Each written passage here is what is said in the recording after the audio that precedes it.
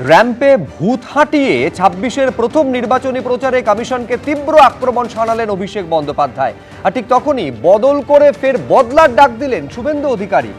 আর এই রাজনৈতিক চাপানুতোরের মধ্যেই আজ পুরো নিয়োগ দুর্নীতি মামলায় চূড়ান্ত চার্জশিট জমা দিল সিবিআই। জানি আমরা বিস্তারিতভাবে আলোচনায় আসবো, স্টুডিওয়ে অতিথিরা রয়েছেন, কিন্তু শুরুতে আপনাদের দেখাতে চাইবো আজকে বারুইপুরে যে সভা করলেন অভিষেক বন্দ্যোপাধ্যায়, সেখানে তিনজনকে তিনি হাঁটালেন। নিঃসন্দেহে সেটা একটা নির্বাচনী চমক ছিল এবং অভিষেক বন্দ্যোপাধ্যায় বলছেন তিনজনকে জীবিত দেখা যাচ্ছে, কিন্তু কমিশনের হিসাবে তারা মৃত, অর্থাৎ তারা ভূত।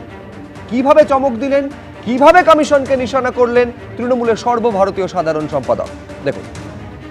র‍্যাম্প হয়েছে, সবার খুব কৌতূহল কেন র‍্যাম্প হয়েছে। এই র‍্যাম্পে আজকে আমি তিনজন ভূতকে হাঁটাবো, তিনটে ভূত। এখানে আমি একা আছি, আমার পাশে দুজন ভদ্রলোক, একজন ভদ্রমহিলা আছে। এই তিনজনকে দেখে কি মনে হচ্ছে আপনার? ইলেকশন কমিশন এদের দেখতে পাচ্ছেন না, এদের মৃত ঘোষণা করে দিয়েছে। এই জন্য আমি র‍্যাম্প বানিয়েছি। আর এরকম তিনটে চারটে কেস না, খালি দক্ষিণ ২৪ পরগনা জেলায় ২৪ জন রয়েছে যারা জীবন্ত বহাল তবিয়তে রয়েছে, কিন্তু এদের দেখিয়ে দিয়েছে মারা গেছে। বাংলার মানুষ যাতে ভোটাধিকার প্রয়োগ না করতে পারে, এদেরকে মৃত দেখিয়ে দেওয়া হয়েছে। দিল্লি আগামী দিন তৃণমূল যাবে, বিজেপির দালালরা তৈরি থাকো, ভ্যানিশ কুমার তৈরি থাকো, তৃণমূল দিল্লিতে যাবে। শুরুতে বিজেপি মুখপাত্র অভ্র সেনের কাছে আমি আসবো। আমি বলছি যে তথ্যটা অভিষেক বন্দ্যোপাধ্যায় দিচ্ছেন সেটা মারাত্মক। এই তিনজন তো প্রতীকী মাত্র। একটা জেলাতে শুধু দক্ষিণ ২৪ পরগনা এরকম ২৪ জন জীবিত ভোটার রয়েছেন কমিশনের খাতায় যারা মৃত। তার মানে রাজ্যে এই মুহূর্তে ছবিটা কি? এইখানে অভিষেক বন্দ্যোপাধ্যায়ের প্রশ্ন, চক্রান্ত করে বাঙালির ভোটাধিকার কাটতে চাইছে জাতীয় নির্বাচন কমিশন, নেপথ্যে বিজেপি। সুব্রতদা, যত মৃত মানুষ আমাদের রাজ্যে এসে ভোট দিয়ে যায় এবং বকলমে আমরা বুঝতে পারছি তৃণমূলকেই ভোট দেয়, তাদের যদি এরকম র‍্যাম্পে দাঁড় করানো হয় না, র‍্যাম্প হবে না, গোডাউনের পর গোডাউন লেগে যাবে। বিশ্বাস করুন, তৃণমূলের দয়ায় গোডাউনের পর গোডাউন লেগে যাবে। আর যে তিনজনকে সাইড করেছেন মহান অভিষেক বন্দ্যোপাধ্যায়, যদি সেটা সত্যি হয়, আমি বলছি এই কারসাজি তৃণমূলপন্থী বিএলওদের দিয়ে করিয়েছে। ওই তৃণমূলপন্থী বিএলও যারা ইলেকশন কমিশনের অফিসের বাইরে গিয়ে ধর্নায় বসেছিল, যারা ওখানে গিয়ে হুজ্জুতি করেছে, তার মানে পুরোপুরি চক্রান্ত করে এই জিনিসটা করে এসআইআর প্রসেসের উপরে একটা প্রশ্ন চিহ্ন আনার একটা চক্রান্ত ছাড়া আর কিচ্ছু নয়। হয়তো উনি জানছেন কি করে। আমি বলছি তৃণমূলপন্থী বিএলওদের দিয়ে করেছে। আমি বলছি তাহলে একেবারে তোমাদের কমিশনের কাছে পুরো খাতায় কলমে প্রমাণ সহ অভিযোগ জানানো উচিত। কমিশনের সুব্রত, আপনি ভালো করে জানেন, আমাকে আলাদা করে বলতে হবে না, কমিশনের নিজস্ব কোনো কর্মচারী নেই। কমিশনের হয়ে এসআইআর এর জন্য আমি সেটা বলছি না, আমি বলছি তাহলে রাজ্য বিজেপি যাক না, যাবতীয় তথ্য নিয়ে এই বিএলওরা এই কারসাজিটা করেছে। যারা কাজ করেছে তারা সরকারি কর্মচারী, এবং রাজ্য সরকারের কর্মচারীর একটা বড় অংশ হচ্ছে কোট অ্যান্ড কোট তৃণমূলপন্থী, যারা ওখানে গিয়ে নাচানাচি করেছিল। এই তৃণমূলপন্থী বিএলওদের দিয়েই এই কারসাজি। তুমি আমার প্রশ্ন বুঝতে পারছো না, কিংবা সচেতনভাবে তুমি আমার প্রশ্ন এড়িয়ে যাচ্ছ। একাধিক কাজের ক্ষেত্রে কোথাও কোনো বেনিয়ম যদি হয়, তার জন্য লায়াবল এবং রেসপন্সিবল ধরা হবে বিএলওদের। তোমার বক্তব্য অনুযায়ী এরকম একটা অংশ বিএলওদের, তারা এই কারসাজিটা করেছেন যে হ্যাঁ বলছি তাহলে তথ্য সহ সেই বিএলওদের বিরুদ্ধে তোমাদের অভিযোগ জানানো উচিত রাজ্য বিজেপি নির্বাচন কমিশনের কাছে। কিন্তু অভিযোগ আমরা প্রথম থেকে বলেছিলাম তৃণমূলপন্থী বিএলও থাকবে না, কারণ থাকলে কি হয় আমরা পরিষ্কার দেখতে পাচ্ছি, এই নাটকবাজিগুলো হয়। আমরা তো দেখেছি যে বিএলওদের উপর আস্থা নেই, তার জন্য তাদের মাথায় আরও কেউ আছে, কোনো সুপারভাইজার আছে, এবং তার সর্বোচ্চ অমুক অবজারভার, তমুক অবজারভার, মাইক্রো অবজারভার, পশ্চিম বাংলার না বাইরের, রাজ্য সরকার না কেন্দ্র সরকার, এবং সবার মাথায় হচ্ছে জ্ঞানের ঈশ্বরজি জ্ঞানেশ কুমার বাবু, এবং তাদের মাথায় অমিত শাহ। তো এখন এরপরে কি দেখছি আমরা? আহাভূত, বাহাভূত, কিবাভূত, কিমভূত এই দেখতে পাচ্ছি। এবং কারা করছে? জ্যান্ত মানুষদের ভূত বানিয়েছে, যারা রামের কল্পিত মন্দির বানিয়েছে, তারা জ্যান্ত মানুষকে রামের সন্তানদের আটকায়নি। এই অসভ্যতামিটা বন্ধ করো, এই অসভ্যতামিটা বন্ধ করো, রামের সন্তানদের জীবিত অবস্থায় ভূত বানিয়েছে, যারা রামের কল্পিত মন্দির বানিয়েছে। এবার কারা কি? নির্বাচন কমিশনের এখতিয়ারে একটা বাটনে মানুষকে, মৃত মানুষ নাকি চয়ন করছে শুভেন্দু অধিকারী, দিলীপ ঘোষ, অমিত শাহ দাবি করেছে, জ্ঞানেশ কুমার দাবি করেছে যে আমরা বিএলওদের উপরে আশ্রিত নই, আমরা উপরে একটা এআই জেনারেটেড সফটওয়্যার রান করাচ্ছি, যে বিএলওরা ভুল করলো সে ভুল ধরে নেবে, এটাই তো বলি। আরে আমরা তো দেড় ভোটার বলেছি, AI ধরবে। তারপরে যখন দেড় ভোটার তো দেখা BLO যাচ্ছে, বলবে। এই অসভ্যতামিগুলো বন্ধ। আরে যেটা এই আপনারা করছেন অসভ্যতামিগুলো ওটা বন্ধ, অসভ্যতা। আমি আটকাই আমাদের দিতে গণতন্ত্র এই নিয়ে আলোচনা সোনার করতে ধৈর্য বলেছে, থাকা বলেছে। উচিত। অপ্রতুল, সোনার আলোচনা ধৈর্যটা করতে যাদের নেই তারা বেশ গণতন্ত্রের বেশ আমি হ্যাঁ, আমি কি করবে তো কি? কিন্তু এই বিষয়টা তো বলতে হবে যে পশ্চিমবঙ্গের ভোট রাজনীতিতে ভোটের সময় ভূতের নাচন কি দেখতে আমরা অভ্যস্ত নয়, ফলে ভূতরা যে একেবারে তালিকায় থাকে মানে অবাক করার মতন কিছু বিষয় নয়। কিন্তু আমি এটা নিয়ে বিশ্বনাথ চক্রবর্তীর কাছে আসবো। না দেখো, মানে আজকে দুই প্রান্তের দুটো সভা হলো। তুমি জানো এর আগে নরেন্দ্র মোদী, অমিত শাহ যেমন বিজেপি তরফ থেকে, অন্যদিকে মমতা বন্দ্যোপাধ্যায়, তারা নির্বাচনের আগেই নির্বাচনী প্রচার শুরু করে দিয়েছিলেন। শুভেন্দু অধিকারী তো লাগাতার জেলাভিত্তিক প্রচার করছেন। দুটো জায়গা থেকেই তুমি দেখো, একদিকে বাংলা বাঙালির ইস্যুকে সামনে রেখে অভিষেক বন্দ্যোপাধ্যায় তিনি কিন্তু পলিটিক্সের ড্রামাটাইজেশন করবার চেষ্টা করেছেন, র্যাম্পেনে ভূতদের হাঁটানোর নাম করে, যে মৃত যাদের নাম অথচ জীবিত মানুষ। কিন্তু প্রশ্ন হচ্ছে, ওই অভিষেক বন্দ্যোপাধ্যায় দক্ষিণ 24 পরগনা জেলায় 750টা বুথ পাওয়া গেছিল, যেখানে তবে একটা আপনাকে স্বীকার করতে হবে, এক হচ্ছে আমরা সত্যজিৎ রায়ের ছবিতে ভূতের নাচন দেখেছি, এবং আজকে মানে রিল থেকে রিয়েলে আমরা ভূত দেখলাম, অন্তত অভিষেক বন্দ্যোপাধ্যায় যা দাবি। একেবারে 750টা বুথ পাওয়া গেছিল এসআইআর এর প্রথম পর্বে, যেখানে একজনও মৃত ভোটার পাওয়া যায়নি। এইটা কিন্তু দক্ষিণ 24 পরগনার সবচেয়ে বেশি ছিল, 750টা। এবং তুমি যদি লক্ষ্য করো তাহলে অভিষেক বন্দ্যোপাধ্যায় প্রতি মুহূর্তে বোঝানোর চেষ্টা করেছেন যে বিজেপি বাংলার জন্য কত বিপজ্জনক শত্রু, এবং বাংলা বাঙালি সংস্কৃতি একমাত্র তৃণমূল কংগ্রেসই রক্ষা করতে পারে। অন্যদিকে শুভেন্দু অধিকারী মালদা থেকে পরিষ্কার যে বার্তাটা দিয়েছেন যে পশ্চিমবাংলা যদি বাংলাকে রক্ষা করতে হয়, হিন্দুদের রক্ষা করতে হয়, তাহলে বিজেপির বিকল্প নেই, কারণ তৃণমূল কংগ্রেস হিন্দুদের জন্য বিপজ্জনক। ফলে দুটো জায়গাতেই তুমি যদি দেখো, আইডেন্টিটির উপর ভিত্তি করে কিন্তু অভিষেক বন্দ্যোপাধ্যায়ও পুরো বক্তব্য রেখেছে। বাংলা বাঙালি অস্মিতাকে সামনে রেখে বিজেপি বহিরাগত, এটাকেই প্রতিপন্ন করতে চেয়েছে প্রতি ইস্যুতে। এসআইআর তার মধ্যে একটা গুরুত্বপূর্ণ ইস্যু। আর অন্যদিকে শুভেন্দু অধিকারী কিন্তু হিন্দু খাতরা মে হ্যায়, পশ্চিমবাংলার হিন্দুরা বিপজ্জনক অবস্থায় আছে তৃণমূল শাসনকালে, সেটাই তার বেশ, আপনি যখন এই প্রসঙ্গ উত্থাপন করলেন, আমি আপনার প্রসঙ্গ ধরে আমি দুটো বক্তব্য পাশাপাশি রাখি। দুদিকে দুজন, একদিকে দক্ষিণে যদি হয়ে থাকেন অভিষেক বন্দ্যোপাধ্যায় মালদায়, মানে উত্তরে শুভেন্দু অধিকারী, দুজনেই দাবি করছেন যে তাদের ভোট বাড়বে। অভিষেক বন্দ্যোপাধ্যায় ঠিকই বাংলা বাঙালি অস্মিতাকে তিনি আজকে ইস্যু করেছেন, এবং তিনি বলছেন যে এসআইআর করার পরেও ভোট শতাংশ এবং ভোট একটা হলেও বাড়বে। অভিষেক বন্দ্যোপাধ্যায় কি বলেছেন দেখাবো, পাশাপাশি দেখাবো শুভেন্দু অধিকারী একেবারে হিন্দুরা যদি সংগঠিত হয় 200 নয় 220টা আসনে বিজেপি জয়লাভ করবে বলেছেন অভিষেক বন্দ্যোপাধ্যায়, শুভেন্দু অধিকারী। আসন নিয়ে কার কি প্রেডিকশন দেখুন। তৃণমূল কংগ্রেসের আসন সংখ্যা এবং ভোট শতাংশ 2021-এর নিরিখে 26-এ বাড়বে। 2021-এ তৃণমূল জিতেছিল 214, এবার একটা হলেও আসন বাড়বে। আপনাদের কথা দিতে হবে, সেই একটা আসন যেন এই দক্ষিণ 24 পরগনা থেকে হয়। এবার ভাঙড় তৃণমূল কংগ্রেসকে জিততে হবে, 31 দক্ষিণ 24 পরগনা করতে হবে। দক্ষিণ 24 পরগনা জেলার কোন আসনে তৃণমূলের জয়ের ব্যবধান যেন 50,000-এর নিচে না হয়, আপনাদের সুনিশ্চিত করতে হবে। সে ডায়মন্ড হারবার হোক, মথুরাপুর হোক, জয়নগর হোক আর যাদবপুর হোক, বারুইপুর হোক বা সোনারপুর হোক, কুলতলি হোক বা সাগর হোক, রায়দিঘি হোক বা পাথর প্রতিমা হোক, সর্বত্র জোড়া ফুলকে এমন ভাবে শক্তিশালী করতে হবে যে যা আঘাত তোমরা দিয়েছো, পাপের ঘোড়া পূর্ণ, আগামী দিন বাংলায় বিজেপি শূন্য। এই রাজ্যের মধ্যে দু জায়গায় হিন্দুদের সবচেয়ে বড় জোট হয়েছে, হিন্দু আদিবাসীদের। একটা উত্তর মালদায় 85% হিন্দু পদ্মফুলে ভোট দিয়েছে। যদি গোটা রাজ্যে উত্তর মালদাকে দেখে সনাতনীরা একটু এগিয়ে আসে না, 200 নয় 220টা সিটে বিজেপি জিতে। আমি চয়ন ভট্টাচার্যের কাছে এই কারণে যাব, দুপক্ষই দাবি করছেন যে তারা জয়লাভ করবেন, তাদের আসন সংখ্যা বাড়বে এবং প্রতিপক্ষ যে প্রধান দল তারা বিরোধী আসনে বসবেন। কিন্তু ভিন্ন মত হতে পারে দুপক্ষ, কিন্তু দুপক্ষ একটা বিষয়ে একমত যে বামেরা তাদের ধারাবাহিকতা বজায় রাখবে, অর্থাৎ তারা বিধানসভায় শূন্য ছিল, শূন্য থাকবে বলে তৃণমূল বিজেপি এটা নিয়ে অন্তত কোনো মতান্তর নেই। চয়ন এটাই ভট্টাচার্য জিজ্ঞেস করছে যে এই ন্যারেটিভটা তৈরি করা হলো কি করে। যদিও অত্যন্ত দায়িত্বশীল মানুষ তাদের দলের, একজন বিরোধী দলনেতা, একজন ডায়মন্ড হারবারের সাংসদ এবং লোকসভাতে বোধহয় উনি দলের চিফ হুইপ হিসেবে কাজ করছেন।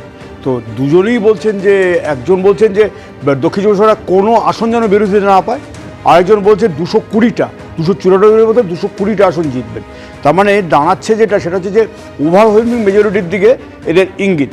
এখন আজকে অভিষেক বন্দ্যোপাধ্যায়ের সঙ্গে ছিলেন জনৈক জাহাঙ্গীর খান। জাহাঙ্গীর খান সম্পর্কে আমরা যারা দক্ষিণ চব্বিশ পরগনার বাসিন্দা আমরা জানি, অভিষেক বন্দ্যোপাধ্যায়ের কি জাহাঙ্গীর খান এবং অভিষেক বন্দ্যোপাধ্যায়ের জুটি কি ম্যাজিক দেখায় ডায়মন্ড হারবারের মানুষও জানেন। ডায়মন্ড হারবারে গত লোকসভা নির্বাচনের ফলাফল আপনারা দেখেছেন, বিশ্লেষণ করে মানুষ বিস্মিত হয়েছে। সর্বাধিক ভোটে অভিষেক বন্দ্যোপাধ্যায় জিতেছেন, কিন্তু কীভাবে জিতেছেন ইত্যাদি প্রভৃতি কোথাও ডায়মন্ড হারবার চত্বরে কোনো স্থানীয় স্তরের নির্বাচনও অবাধ হয়নি, এটা আমরা জানি। যদি এই প্রবণতা বজায় থাকে তাহলে পশ্চিমবঙ্গের গণতন্ত্রের ভবিষ্যৎ নিয়ে আমরা প্রশ্নটা তুলছি। আমরা শূন্য, তাতে বাংলায় যারা যত চাকরির প্রতিশ্রুতি দিয়েছে সেগুলোও শূন্যের জায়গায় চলে যাচ্ছে। আমরা শূন্য, বিধানসভাতে মানুষের সমস্যা নিয়ে আলোচনা হচ্ছে না, ধর্ম নিয়ে আলোচনা হচ্ছে।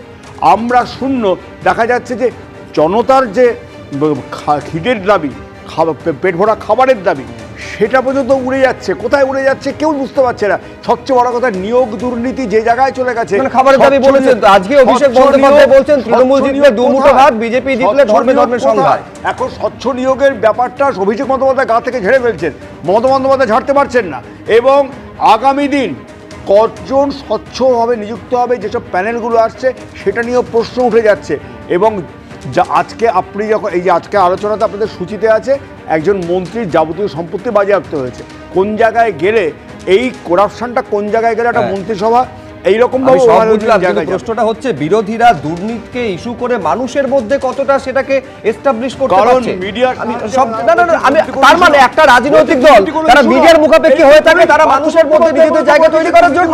প্রদীপ চট্টোপাধ্যায় পাচ্ছেন কি, পার্থ চট্টোপাধ্যায় বলে দিচ্ছেন দুর্নীতি কোনো ইস্যু নয়, মিডিয়াতেও চালিয়ে দেওয়া হচ্ছে দুর্নীতি কোনো ইস্যু নয়। যে যা বলেছে সেটা তো মিডিয়া চালাবে, আপনি যারা বলবেন সেটাও সমানভাবে চালাবে। কিন্তু মানুষের মনে জায়গা করার জন্য বিরোধীদের রাস্তায় থাকতে হয়, মিডিয়ার মুখাপেক্ষী থাকলে চলে না। যদি হয়ে থাকে তাহলে লড়াইটা কিভাবে লড়বে? দেখুন, প্রথমেই বলি যে আজকে অভিষেক বন্দ্যোপাধ্যায় যে ভূত তিনজনকে দেখালেন, মানে জীবন্ত অথচ ইলেকশন কমিশনের খাতায় মৃত, তাহলে কিন্তু প্রথমেই আজকে প্রশ্ন তুলতে হবে যে দক্ষিণ চব্বিশ পরগনায় বিএলওদের সাথে যারা ম্যান মার্কিং করেছিল, যে বিএলএরা অর্থাৎ তৃণমূল কংগ্রেসের বিএলএরা, তাদের চোখ এড়িয়ে কি করে এই তিনজনকে ভূত বানানো হলো? তাহলে কি দলের মধ্যে দলের কর্মীরা ভালোভাবে কাজ করছেন না? এটা আগে প্রশ্ন তুলতে হবে। দ্বিতীয় প্রশ্ন, যে তৃণমূল কংগ্রেস যদি মনে করে নাকি কোনো অন্তর্ঘাতের দিকে আপনি ইঙ্গিত করতে চাইছেন না, আমি জানি না, এটা তৃণমূল কংগ্রেসের দলের এটা ব্যাপার যে যারা ম্যান মার্কিং করেছিল বিএলওদের, এই ম্যান মার্কিং এড়িয়ে বিএলওদের হাত দিয়ে কি করে এই ভুল হলো। এবং এখনো এই যে খসড়া তালিকা, এটা খসড়া তালিকার হিয়ারিং হচ্ছে, নিশ্চয়ই এই ভূত যাদেরকে উনি দেখিয়েছেন তারা নিশ্চয়ই জীবন্ত হবেন প্রপার ডকুমেন্টস দেখিয়ে খসড়া তালিকার পরে। কিন্তু মুশকিল হচ্ছে যে দেখুন, আজকে অভিষেক বন্দ্যোপাধ্যায় যে প্রেডিকশান দিচ্ছে, আমরা সবসময় মনে করি যে ভোটে প্রেডিকশানটা করা যায় না, তার কারণ মানুষের মনটা তো বুঝতে হবে। এই প্রেডিকশানের রাজনীতি কারা করছে? দুটো রাজনৈতিক দল করছে, বিজেপি করছে, তৃণমূল কংগ্রেস করছে। আজকে বিজেপির থেকে অভিষেক বন্দ্যোপাধ্যায়ের প্রেডিকশনের একটা গুরুত্ব আছে, কারণ উনি লোকসভায় বলেছিলেন 31টা পাবেন, লোকসভায় কিন্তু উনি সেটা করেছেন। এদিকে বিজেপির যদি প্রেডিকশন দিচ্ছেন, আজকেও এতদিন বাদেও বলতে হচ্ছে যদি হিন্দুরা সংগঠিত হয়, এত কিছুর পরেও হিন্দুরা সংগঠিত হচ্ছে না। উনি তো বারবার বলেছিলেন যে হিন্দু সংগঠিত হবে, এসআইআর হবে, আমরা জিতে গেছি, বিজেপি জিতে গেছে। তাহলে আজকে মালদায় যদি শব্দটা কেন শুভেন্দু অধিকারী লাগাচ্ছে, কেন তাকে বলতে হচ্ছে যে আজকে উত্তর মালদা আর 4 মাস বাকি, 4 মাসও নেই, তাহলে এখনো হিন্দুদের উনি সংগঠিত করতে পারলেন না? এত কিছু দেখিয়েও, বাংলাদেশ দেখিয়ে, পশ্চিম বাংলাদেশি করে, তাহলে হিন্দুরা সংগঠিত হচ্ছে না কেন? বিজেপির কেন এই প্রশ্ন? নিঃসন্দেহে আমি বলছি বিজেপি মুখপাত্র অভ্র সেন তার উত্তর দেবেন, কিন্তু তার আগে আমি একটা বক্তব্য দর্শকদের সামনে রাখবো, যেখানে 220টা আসনেও বিজেপি জিততে পারে এইরকম একটা প্রেডিকশন করছেন শ্রমিক ভট্টাচার্য, যিনি বিজেপি রাজ্য সভাপতি, সেই ভবিষ্যৎবাণী বা সেই একটা ধারণাকে কি ভুল প্রমাণ করে দিতে চাইছেন? শুভেন্দু অধিকারীর এই বক্তব্যে কি আস্থা রাখতে পারছেন না খোদ বিজেপি রাজ্য সভাপতি? কেন এই প্রশ্ন করছি দেখুন, তারপর আমি অভ্রর কাছে আসবো। পশ্চিমবঙ্গে আসনের সংখ্যা 294, আমি এটাই জানি। স্বাধীন ভারতের ইতিহাসে অমিত শাহের থেকে বড় ভোট কুশলী এখনো পর্যন্ত কেউ জন্মগ্রহণ করেননি, সেটা বারবার তিনি প্রমাণ করেছেন। কিন্তু মানুষ তো, বা তার অধীনে যে মানুষগুলো কাজ করছে তাদেরও তো ভুল ত্রুটি থাকে, বিচ্যুতি থাকে। তার কারণে একবার আমরা অমিত শাহের আশা পূরণ করতে পারিনি। কিন্তু অমিত শাহ যখন বলেছেন পশ্চিমবঙ্গে কমফোর্টেবল মেজরিটি নিয়ে, পশ্চিমবঙ্গের সমস্ত প্রত্যাশার বুক চিরে এক অপ্রত্যাশিত ফলাফল নিয়ে নতুন সরকার তৈরি হবে। তৃণমূল যাচ্ছে, তৃণমূল কার্যত চলে গেছে, সময়ের অপেক্ষা। তার মানে অভ্র 220টা আসনে বিজেপি জয়লাভ করবে, এটাতে কিন্তু শিলমোহর দিচ্ছেন না খোদ রাজ্য সভাপতি, বরঞ্চ অমিত শাহ 2/3 মেজরিটি সেখানেই তিনি থাকছেন। আরে শ্রমিকদা কি বললেন? শ্রমিকদা বললেন অভূতপূর্ব রেজাল্ট হবে। আপনাদের কি ফিগারই চাই? না না, আমি বলছি 2/3 হলেও তো সেটা অভূতপূর্ব।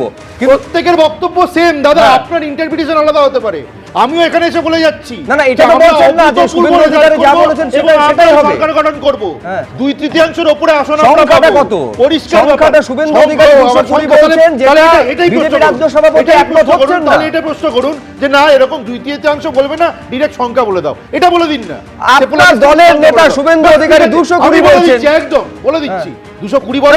তাহলে তো অমিত শাহ 2/3 বলেছেন, তাহলে মালদায় গিয়ে 2/3 বলা উচিত ছিল। মানুষ এই নোংরা তৃণমূল কংগ্রেসকে ডাস্টবিনে ছুড়ে ফেলে দেবে, আমি বলে দিচ্ছি। এই নোংরা তৃণমূল কংগ্রেসকে ভারতীয় মুসলমানরাও সমর্থন করবে না, তারা আমাদের ভোট দেবে, কিন্তু এদেরকে ভোট দেবে না। আমি বলে যাচ্ছি এখন। শ্রমিক বাবু ভুলে গেলেন কমফোর্টেবল মেজরিটির কথা নাকি অমিত শাহ বলেছেন। যতদূর তোমাদের পর্দায় দেখেছিলাম 2/3 মেজরিটির কথা উনি বলেছিলেন। তো উনাদের নেতৃত্ব কি বলেছেন সেটা রাজ্য সভাপতি এবং বিরোধী দলনেতা মনে রাখতে পারছেন। যাই হোক, সেটা উনাদের ব্যাপার, আমাদের কোনো মাথা ব্যথা নেই। তার কারণ হচ্ছে আমরা 2021-এ, তার আগে এবং 2024-এ তাদেরকে বারে বারে ভুল প্রমাণিত করেছি। এই অমিত শাহ তো বলেছিলেন গত বছর এই 2024-এ 30-35টা আসন পাননি, আমরা 12তে আটকে দিয়েছি।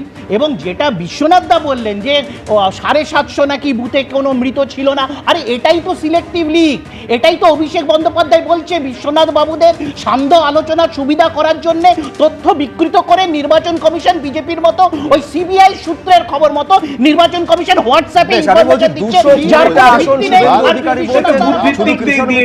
মাথায় রাখতে হবে যে তৃণমূল কংগ্রেসের 15 বছরের শাসনে 3টে বিধানসভা নির্বাচনে এই ফিগার কিন্তু তৃণমূল কংগ্রেস পৌঁছতে পারেনি। ফলে কি হবে সে তো ভোটের সময় ভোটের ফলাফলে জানা যাবে। এই অনুষ্ঠানে আপনাদের দেখাচ্ছিলাম যে 3 জন জীবিত ভোটারকে মৃত বলে দেখানো হয়েছে বলে অভিষেক বন্দ্যোপাধ্যায় অভিযোগ করেছেন এবং তাদের র্যাম্পে হাঁটিয়েছেন। এই নিয়ে এবার কমিশনের জবাব সামনে এসেছে।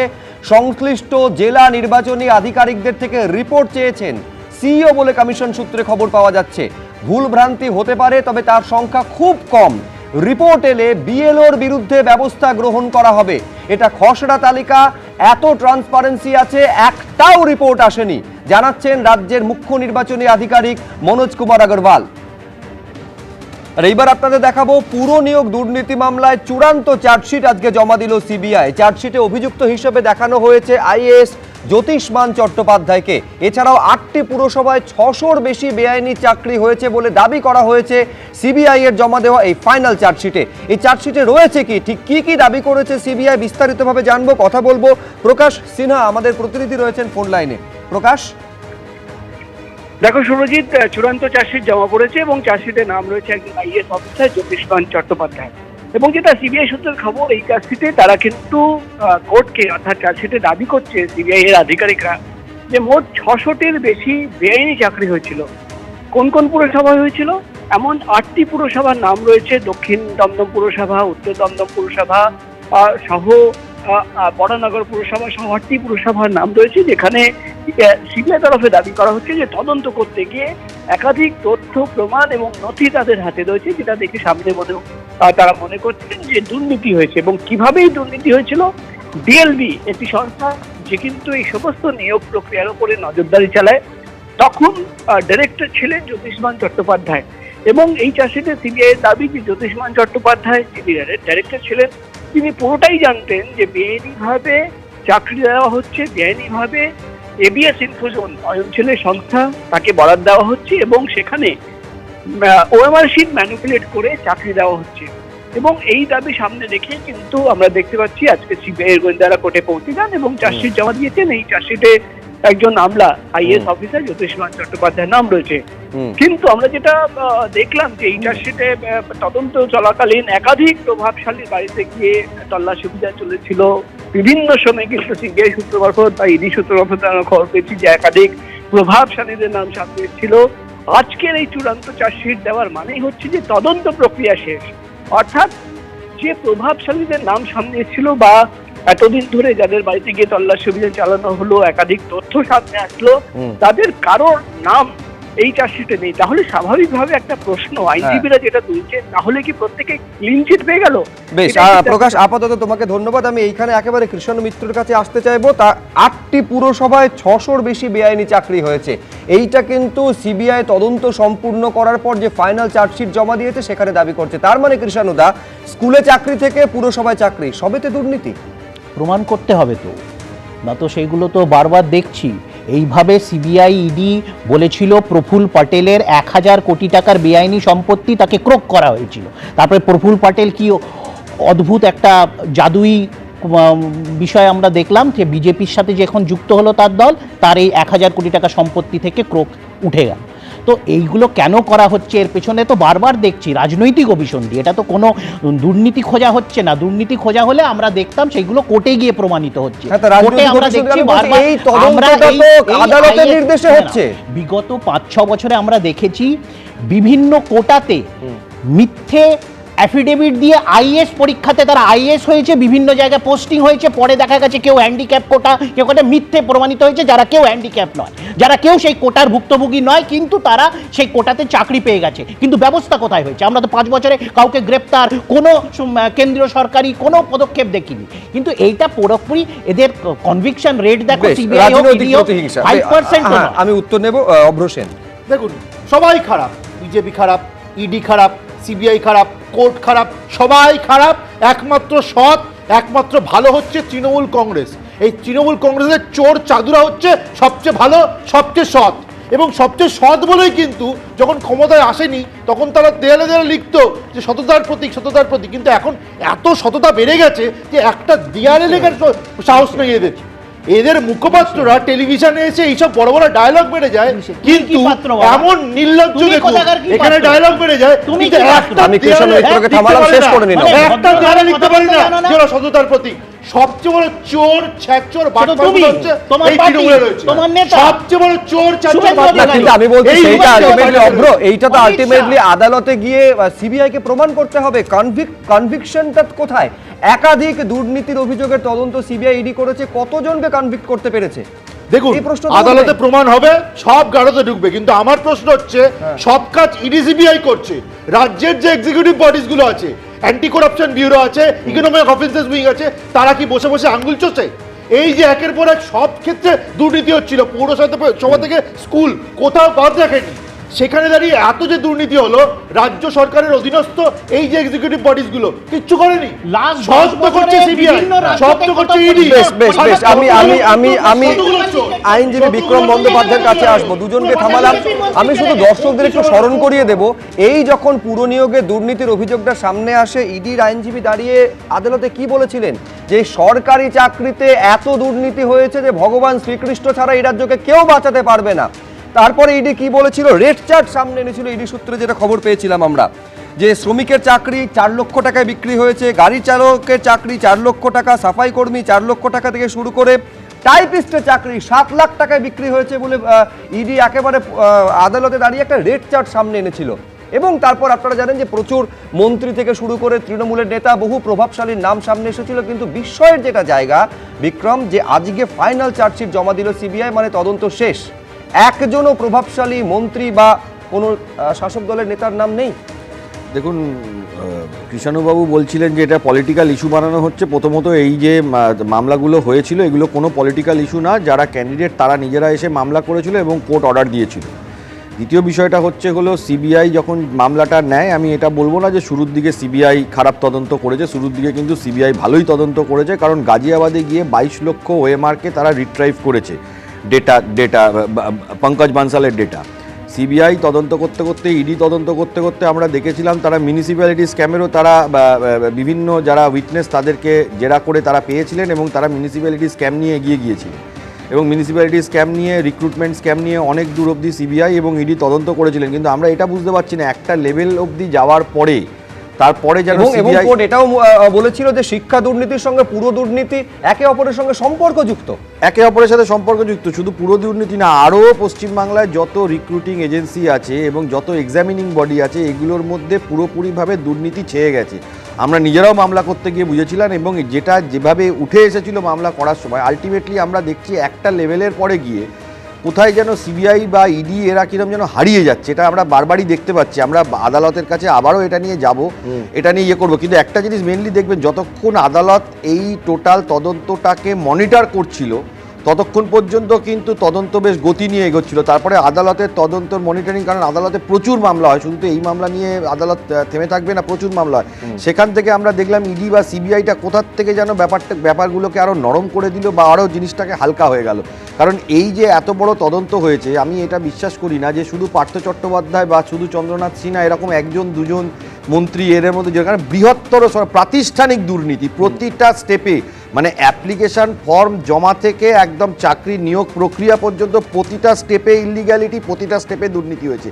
এখন সিবিআই এটাকে কিভাবে প্রমাণ করবে বা কিভাবে নিয়ে যাবে, তবে এটা ঠিক যে ফাইনাল চার্জশিট হয়ে যাওয়ার পরেও সেন্ট্রাল ব্যুরো অফ ইনভেস্টিগেশনের হাতে অস্ত্র যে নেই একেবারে তা নয়, ফার্দার ইনভেস্টিগেশন হয়, আমাদের আইনে সেই প্রভিশন আছে, ফার্দার ইনভেস্টিগেশন সিবিআই বা ইডি চালিয়ে যেতে পারে, সেটা নিয়ে কোনো মানে চার্জশিট জমা দেওয়ার পরে যে সেটা হয় না তা নয়। কিন্তু এত বড় একটা দুর্নীতি যেটা পুরো একটা জেনারেশনকে পুরো শেষ করে দেবে, একটা লেভেল অবধি সিবিআই ডেফিনেটলি তদন্ত করেছে, তা না হলে তো বা ইডি তদন্ত করেছে, কারণ 50 কোটি টাকা তো পার্থ চট্টোপাধ্যায়ের বান্ধবীর বাড়ির থেকে তারা পেয়েছিলেন। কিন্তু তারপরে তদন্তটা, তারপরে স্টেপটা কি হলো সেটাই কিন্তু আমাদের কাছে প্রশ্ন। মানে প্রশ্ন হচ্ছে যে তদন্তে শিথিলতা এসেছে কিনা। আমি চয়ন ভট্টাচার্যের কাছে আসবো। আমি প্রথম চার্জশিট যখন সিবিআই জমা করে কি দাবি করেছিল কোর্টে, তখন বলা হয়েছিল যে 2014 সালের পর থেকে 17টি পুরসভায় নিয়োগে কারচুপি হয়েছে। ওই সময় 121টি পুরসভায় বিভিন্ন পদে 3650 জনের চাকরি হয়েছে। তার মধ্যে 17টি পুরসভায় 1829 জনের নিয়োগ বেআইনি। প্রথম চার্জশিট জমা দিয়ে এটা আদালতে সিবিআই দাবি করেছিল। ফাইনাল চার্জশিট চয়নদা আজকে জমা পড়লো, যেখানে 17টা পুরসভা থেকে কমে দাঁড়াচ্ছে 8টা পুরসভা, 1829 জনের বেআইনি নিয়োগ থেকে কমে দাঁড়াচ্ছে 600টা বেআইনি নিয়োগ।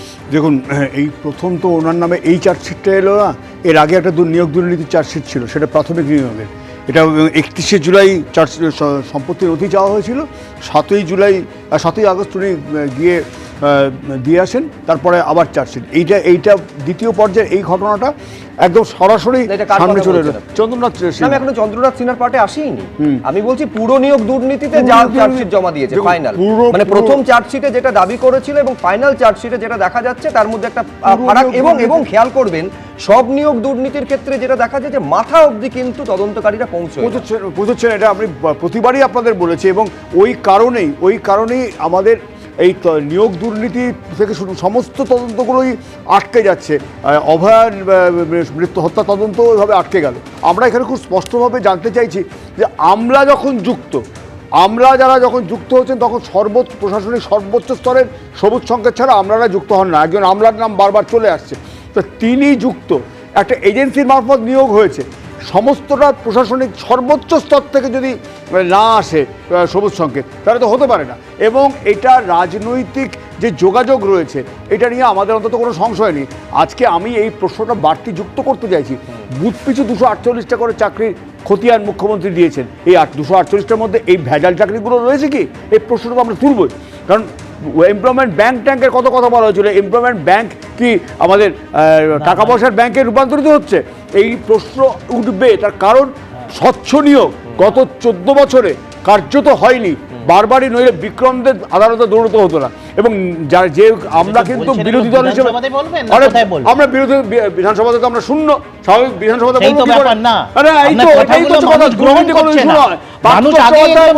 পার্থ চট্টোপাধ্যায় বলছেন পার্থ চট্টোপাধ্যায় বলছেন, পার্থ চট্টোপাধ্যায় তাহলে মিথ্যা অভিযোগে ছিলেন কিছু কি? জায়গায় হয়েছে, হ্যাঁ কি না? কিন্তু আপনাদের হ্যাঁ কি না? 34 বছরের তুলনায় আরে খুব সামান্য, আরে যত একটা তো সামান্য। ঢোকাতে পারলেন না। আপনাদের কিষাণরা 34 একজনকে বছরে- ঢোকান। আর সে তো বালি চাপা একজনকে দিয়েছেন ঢোকাবেন। তাই। তাহলে বালি চাপা বালি চাপা এই বাজে দিয়েছেন। কথা বলছেন। খুন করে বালি চাপা দিয়েছেন, বালি চাপা বালির ঝাঁপির মতো। মহা মুশকিল। বালির ঝাঁপির মতো। মহা খুন করে বালি মুশকিল, চাপা এই না দিয়েছেন। বললেই বালি ছয় চাপা। ছয় আমি হাজার যেহেতু হাজার চন্দ্রনাথ বালি যেহেতু চাপা চয়ন দিয়েছেন। ভট্টাচার্য চন্দ্রনাথ সিনহার প্রসঙ্গ তুললেন, আমি এইখানে একবার দর্শকদের সামনে রাখতে চাইবো যে চন্দ্রনাথ সিনহা এবং তার পরিবারের 3.5 কোটি টাকারও বেশি মূল্যের সম্পত্তি বাজেয়াপ্ত করা হয়েছে। 3,60,00,000 সম্পত্তি বাজেয়াপ্ত করেছে এনফোর্সমেন্ট ডিরেক্টরেট। এই যে বিপুল সম্পত্তি, যার বাজার মূল্য হচ্ছে 10 কোটি টাকার কাছাকাছি, 13টি জায়গায় মন্ত্রীর সম্পত্তি বাজেয়াপ্ত করা হয়েছে, যার মধ্যে 4টি ফ্ল্যাট রয়েছে, বিপুল পরিমাণে জমি রয়েছে। বোলপুরের একাধিক জায়গায় ছড়িয়ে রয়েছে মন্ত্রী চন্দ্রনাথ সিনহার সম্পত্তি। চন্দ্রনাথ সিনহা, তার স্ত্রী এবং 2 ছেলের নামে নথিভুক্ত সম্পত্তি এনফোর্সমেন্ট ডিরেক্টরেট বাজেয়াপ্ত করেছে। আমি এইখানে একবার বিশ্বনাথ চক্রবর্তীর কাছে আসতে চাইব। বিশ্বনাথ দা, একদিকে হচ্ছে পুরনিয়োগ দুর্নীতি মামলা, যেখানে 8টা পুরসভায় 600-র বেশি বেআইনি চাকরি হয়েছে বলে সিবিআই দাবি করছে। অন্যদিকে তৃণমূলের বিধায়ক এবং মন্ত্রী তার একাধিক কোটি কোটি টাকা সম্পত্তি বাজেয়াপ্ত করছে এনফোর্সমেন্ট ডিরেক্টরেট। আপনার কি মনে হচ্ছে বিধানসভা নির্বাচনের আগে তৃণমূলের কাছে কতটা অস্বস্তি বাড়লো? দেখো, তৃণমূল এর আগেও মানে দুর্নীতি করে জয়ী হয়েছে, কারণ তৃণমূল কংগ্রেস এবং দুর্নীতি সমার্থক শব্দ এটা মানুষ বুঝে গেছে। কিন্তু তারপরেও ডোল পলিটিক্স বা যে ধরনের নিম্নবিত্ত কে তৃণমূল কংগ্রেস লক্ষ্মীর ভান্ডার থেকে বিভিন্ন প্রকল্পের টাকা বিতরণ করতে পারে, ফলে মোটের উপর নিম্ন বিত্তর মানুষরা কিন্তু সন্তুষ্ট তৃণমূল সরকারের উপর, কারণ তারা টাকা পাচ্ছে, তাতে তৃণমূল দুর্নীতিগ্রস্ত হচ্ছে, তাতে কি যায় আসে তাদের। কিন্তু মধ্যবিত্তের চিন্তা, মধ্যবিত্ত শিক্ষিত মানুষরা কিন্তু প্রশ্ন তুলছে যে এই তৃণমূল কংগ্রেসকে কি আমরা দেখতে চেয়েছিলাম, যে তৃণমূল কংগ্রেস পরিবর্তনের ডাক দিয়ে কার্যত সর্বত্র দুর্নীতি বাসা বেঁধেছে। বাঙালি দরিদ্র ছিল, গরিব ছিল, কিন্তু বাঙালি কখনো দুর্নীতিগ্রস্ত জাতি ছিল না। এই বাঙালিকে দুর্নীতিগ্রস্ত করলো কে, তৃণমূল ছাড়া আবার কে, এই প্রশ্নগুলো কিন্তু আসছে। একই সাথে শুধুমাত্র সিবিআই ম্যানেজ হয়েছে তা নয়, একের পর এক, মানে এই যে 8টা পুরসভা বলছে, এটা অ্যাকচুয়ালি 17টা পুরসভা ছিল প্রথমে। এই পুরসভায় মানে পুরো চেয়ারম্যান থেকে শুরু করে কাউন্সিলর, মন্ত্রী, আরো মন্ত্রীরা যুক্ত ছিলেন, যাদের 2-1বার সিবিআই ডেকেও ছিল।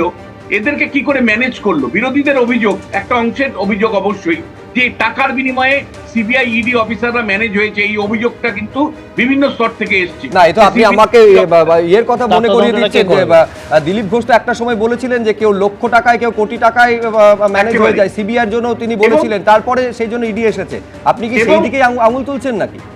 না, আমি আঙুল তোলা কেউ নেই। আমি বলছি এই ধরনের অভিযোগগুলো কান পাতলে শোনা যায়, সেই কান পাতা অভিযোগগুলোই আমি জাস্ট বলছি যে কি না হলে কি জাদু বলে সিবিআই ইডি তদন্ত, সেই সমস্ত প্রভাবশালী রাজনীতিবিদরা এই পুরসভার সাথে পুরো কেলেঙ্কারির সাথে যুক্ত ছিলেন, দুর্নীতির সাথে যুক্ত ছিলেন, নিয়োগ দুর্নীতিতে, তাদেরকে ধরা হলো না, তাদের নাম অভিযুক্তের তালিকায় আসলো না, এই প্রশ্নটা তো আসবে। এবং একই সাথে তোমায় বলতে চাই, শুধু এই ইহকাল আমাদের গেল তা নয়, আগামী দিনও আমাদের অন্ধকার। কেন? রাজ্য সরকার পুরসভা দুর্নীতি বা শিক্ষা দুর্নীতি আসার পরে একটা কর্মসূচি নেয়নি যার মধ্য দিয়ে আগামীতে দুর্নীতি হবে না তা নিশ্চিত করতে পারে। মিউনিসিপাল সার্ভিস কমিশন একসময় ছিল বামেদের আমলে, মিউনিসিপাল সার্ভিস কমিশনের মাধ্যমে নিয়োগ করে একটা স্বচ্ছ নিয়োগ প্রক্রিয়া শুরু হয়েছিল, যদিও শেষ পর্যন্ত বামেরা পারেনি। কিন্তু মিউনিসিপাল সার্ভিস কমিশনের মাধ্যমে যদি নিয়োগ করা হতো, তাহলে মেধাকে গুরুত্ব দেওয়া হতো। অন্ততপক্ষে টাকা পয়সার বিনিময়ে যে মানে হাট বাজারের চাকরি বিক্রি মতন, মানে হাট বাজারের আলু পটল বিক্রি মতন চাকরি বিক্রি করছে তৃণমূলের নেতারা, এটা বন্ধ হতো। স্কুল সার্ভিস কমিশন থেকে শুরু করে কলেজ সার্ভিস কমিশনের স্বচ্ছতা নিয়ে রাজ্য সরকার কি ব্যবস্থা নিয়েছে, কতটুকু ব্যবস্থা নিয়েছে, মানুষকে আশ্বস্ত করতে কতটুকু পেরেছে। ফলে আমাদের আজকেও দুর্নীতি, আমাদের আগামী দিনও দুর্নীতি। বাঙালি দুর্নীতির থেকে মুক্ত হতে পারবে কতটুকু, সেটা প্রশ্ন থাকছে। তৃণমূল কংগ্রেস কিন্তু আমি বলছি মোটের উপরে দুর্নীতিকে সঙ্গে নিয়েই বাঁচতে চাইছে, বাঁচাতে চাইছে বাঙালি। নিঃসন্দেহে কৃষ্ণ মিত্র তার উত্তর দিতে চাইবেন। যখন এসআইআর চলছে এই রাজ্যে, তখন এসআইআর এর পাল্টা এফআইআর বলে তৃণমূলকে বিশুদ্ধ লোহা বলে দাবি করলেন বারুইপুরের জনসভা থেকে আজ অভিষেক বন্দ্যোপাধ্যায়। আমি দেখাবো কি বলেছেন, তারপরে আসছি। আজকে শুধুমাত্র এরা বাংলার প্রকল্পের টাকা বন্ধ করেই শান্ত নয়, বাংলার গরিব মানুষকে তার মৌলিক অধিকার থেকে বঞ্চিত করতে এসআইআর নিয়ে এসছে। এরা নিয়ে এসছে এসআইআর, আর মানুষ গণতান্ত্রিকভাবে ভোটের বাক্সে জবাব দিয়ে করবে এদের বিরুদ্ধে এফআইআর।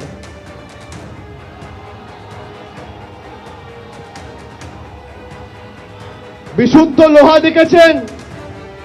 সেই লোহাতে যত আপনি মারবেন, যত আঘাত করবেন, লোহার উপর যত প্রহার করবেন, যত পোড়াবেন, যত তাতাবেন, সেই লোহা তত শক্তিশালী হয়। তৃণমূল কংগ্রেস দলটা বিশুদ্ধ লোহার মতো, যত আপনি অত্যাচার করবেন আর যত আপনি আঘাত করবেন, তৃণমূল কংগ্রেসের কর্মীদের মনোবল তত চাঙ্গা হবে আর দল তত শক্তিশালী হবে। আমি তো প্রায় 2 মাস আগে বলেছি যে এসআইআর করার পরেও আপনার যত শক্তি আছে আপনি প্রয়োগ করুন, তৃণমূল কংগ্রেসের আসন সংখ্যা বাড়বে। বলেছি কিনা? বিজেপির নেতাদের ক্ষমতা থাকলে চ্যালেঞ্জ অ্যাকসেপ্ট করুক। ঘটনাচক্রে তৃণমূলের আমলে কি পরিমাণে পুরসভায় নিয়োগে দুর্নীতি হয়েছে তার তদন্ত রিপোর্ট যখন সিবিআই আদালতে পেশ করছে, সেই দিনই প্রদীপদা একেবারে তৃণমূলকে বিশুদ্ধ লোহা বলে দাবি করছেন। কতটা ইঙ্গিতপূর্ণ? না দেখুন, বিশুদ্ধ লোহায় মোর্চে ধরে না, কিন্তু আমি তো দেখতে পাচ্ছি তৃণমূল কংগ্রেসের রন্ধ্রে রন্ধ্রে মোর্চে ধরে রয়েছে। আজকে আপনি একটা পরিসংখ্যান তৃণমূল কংগ্রেস এই নির্বাচনের আগে দেয়া হোক তৃণমূল কংগ্রেসের তরফ থেকে, যে মুখ্যমন্ত্রী হিসাবে মমতা বন্দ্যোপাধ্যায় আজকে 14-15 বছর থাকার পরে তার সম্পত্তির খতিয়ান কত হয়েছে, আর তার মন্ত্রিসভায় যারা যারা মন্ত্রী থেকেছেন তাদের সম্পত্তির খতিয়ান কত হয়েছে, এই কম্প্যারিজনটা আসা দরকার। তার কারণ মুখ্যমন্ত্রী মমতা বন্দ্যোপাধ্যায় যদি বিশুদ্ধ লোহার মতো থাকেন, তাহলে তার যে ক্যাবিনেট, তার যে মন্ত্রিসভা, তার কর্মচারী, তার কর্মীবৃন্দ, তাদের এই নিয়োগ দুর্নীতি বা বিভিন্ন দুর্নীতিতে কি করে জড়াতে পারেন? আজকে এই নিয়োগ দুর্নীতিতে আরেকটা কথাও বলবো, যে রবীন্দ্রনাথের শ্যামা নৃত্যনাট্যে আছে, চোর চাই যে করেই হোক, হোক না সে যে কোনো লোক। তাহলে 1 জন 2 জন 3 জন, এটা কি একটা এতগুলো নিয়োগ দুর্নীতি হলো? আপনারা কতগুলো মিডিয়া স্পেস দিয়েছিলেন বলুন তো?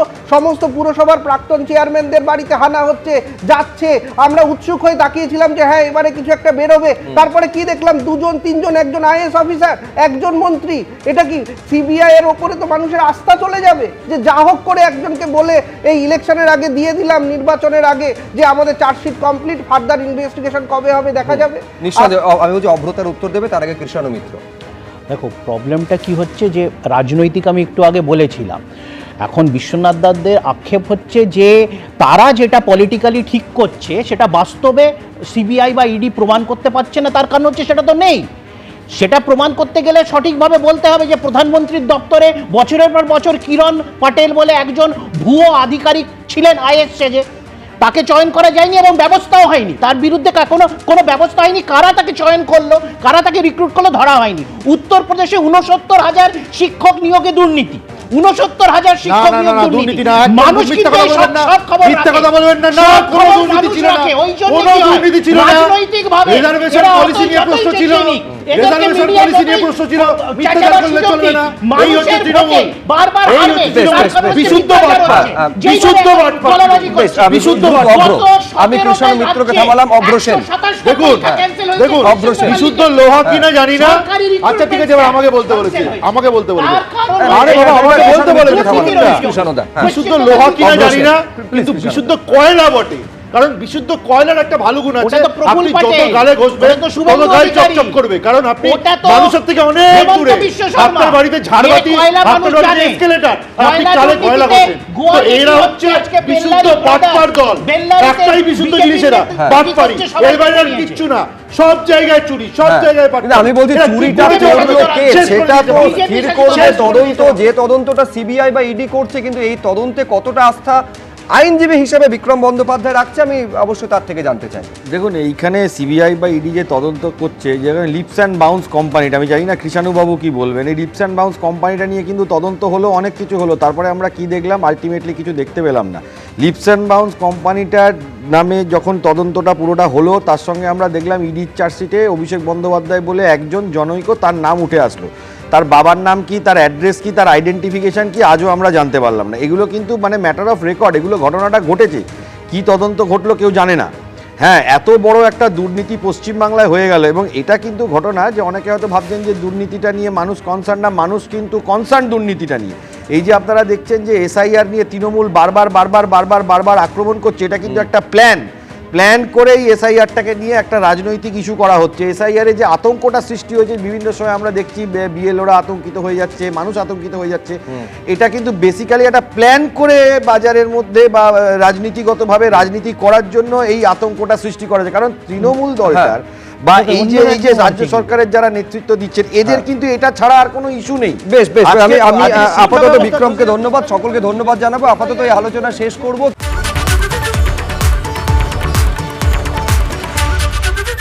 এবিপি আনন্দ, এগিয়ে থাকে, এগিয়ে রাখে।